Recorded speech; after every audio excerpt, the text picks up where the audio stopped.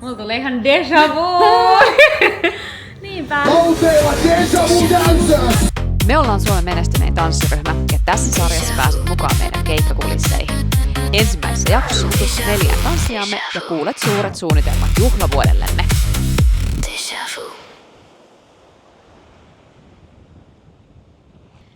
Tästä vuodesta mä uskon, että tulee meidän vuosi, jos näin voi sanoa. Tosi makeita ja siistejä juttuja keikkoja on tulossa tälle vuodelle. Ja se on myöskin aika hienoa, että vaikka ollaan tehty tätä tosi pitkään, sellainen 20 vuotta, niin edelleen meitä halutaan keikoille ja päästään tekemään sitä hommaa, mikä on meidän intohimo, mistä me nautitaan esiintymisestä ihan sikana. Ja Mun nimi on Marika, mä oon yksi Deja Vu Productionsin omistajista ja perustajista. Mä oon äiti, vaimo, ystävä ja markkinointipäällikkö.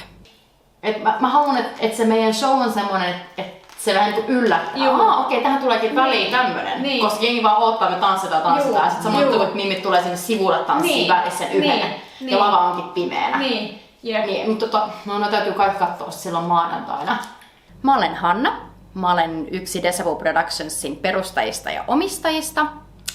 Mä olen äiti, 2,5-vuotiaan tyttären äiti.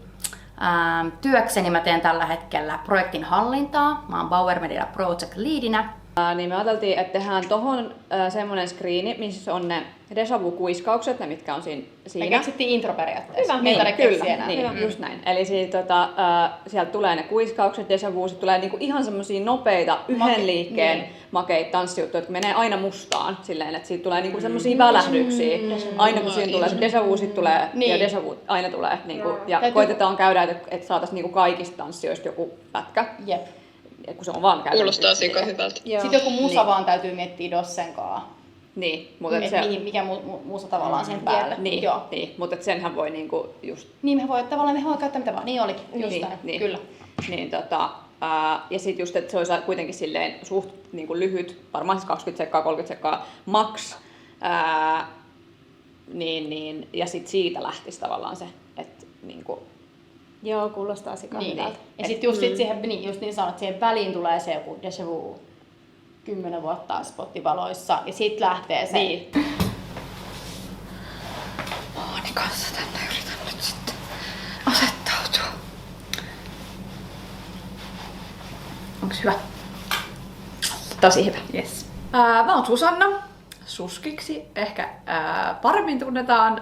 Mun perheeseen kuuluu mun mies Jonne ja sitten meille syntyy nyt ihan pian pieni tyttö. Eli me olemme kohta tämmöinen pieni 3-henkinen perhe. No niin, nyt me tultiin tänne kasinolle katsomaan tätä meidän tilaa meidän juhliin. Niinpä. Tää on siis, mä jotenkin muistin, että tää on paljon isompi kuin nyt, siis kuin silloin.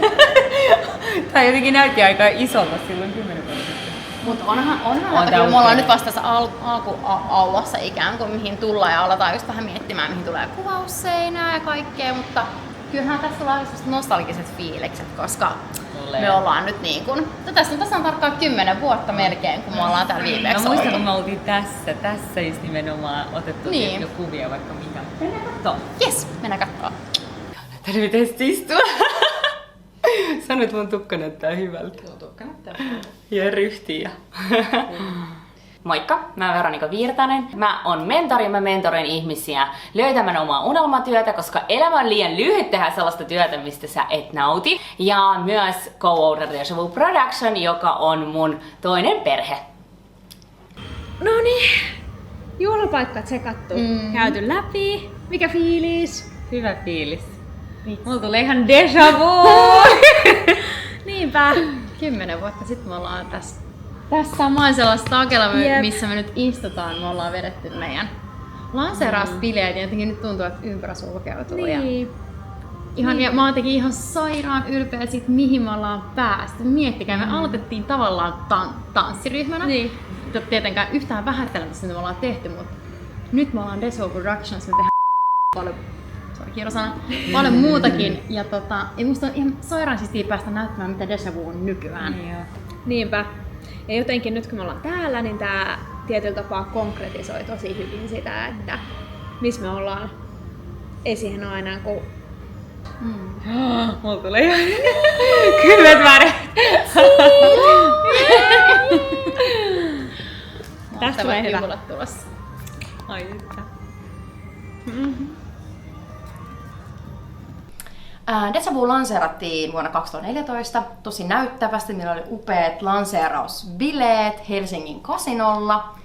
Ja me saatiin sinne kaikki meidän ihanat asiakkaat, meidän läheiset, meidän oma tukiverkosto myöskin juhlimaan meidän kanssa, meidän uutta ryhmää. Ja me oli ihan mielettömiä artisteja meidän kanssa muun muassa esiintymässä.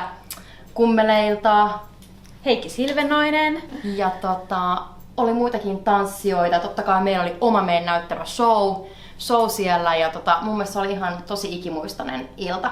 Se oli. Nyt meillä tulee tietyllä tapaa paluu juurille, nimittäin meillä on meidän 10-vuotisjuhlavuosi ja me tullaan pitämään isot bileet syksyllä Helsingin kasinolla Fennia Salongissa. Kyllä. Ja ihan sairaan hyvä fiilis. Kyllä. Näitä juhlia on siis, me ollaan käytetty aika paljon aikaa ja energiaa koko ryhmän voimin jo tässä vaiheessa, mutta tosi paljon vielä tehtävää. Mutta me ollaan ihan mielettömän innoissaan, koska me käytiin tosiaan katsoa useampaa eri juhlapaikkaa ja sitten tosi monesti tuli nimenomaan esille se homma, että nykyään ei rakenneta nämä kunnon lavoja mihinkään. Ja sitten kuitenkin se, mikä on se, millä meidän sydämet sykkii kaikista eniten, on se tanssi nimenomaan. Me halutaan ehdottomasti myöskin vetää kunnon show meidän 10V-bileissä.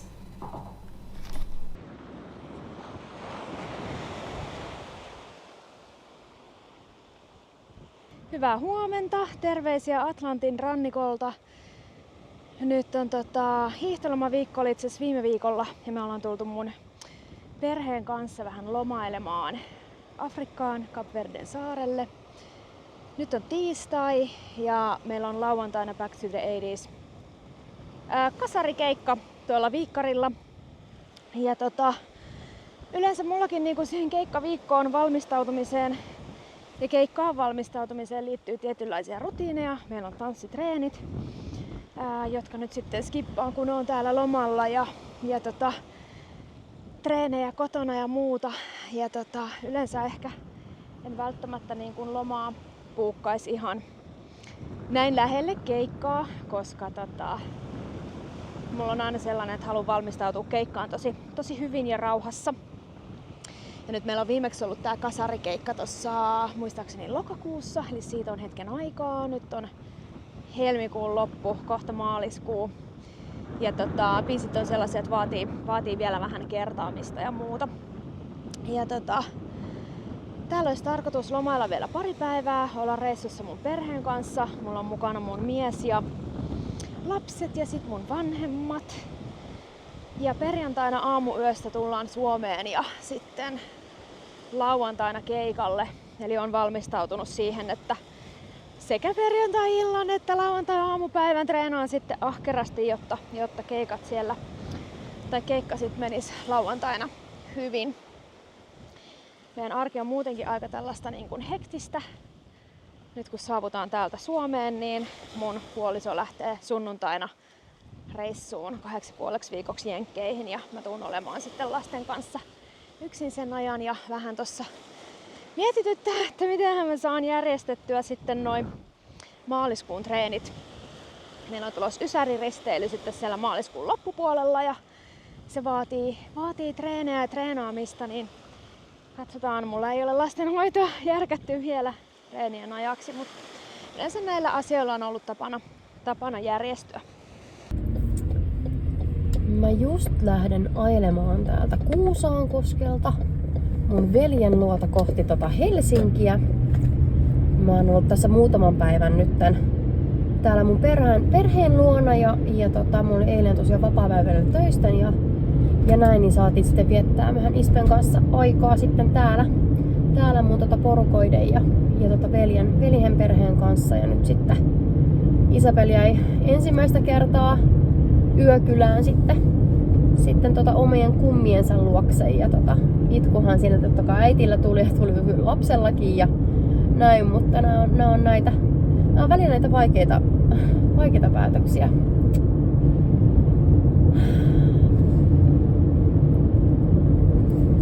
Aina ei ole se perheen pyörittäminen niinku helppoa, kun tavallaan se tasapaino oli sitten sen oman työn ja sitten tämän déjà vuun ja keikkojen ja sitten totta kai sen ajan kanssa, mitä viettää oman tyttären kanssa, niin.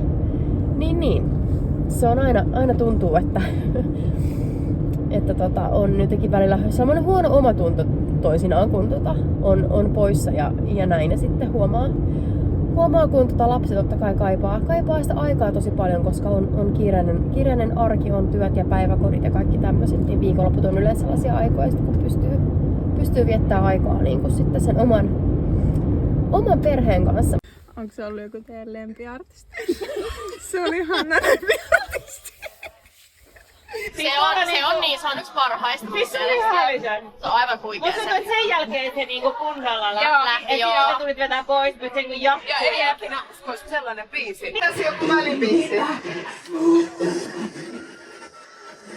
Se joku lisäbiisi.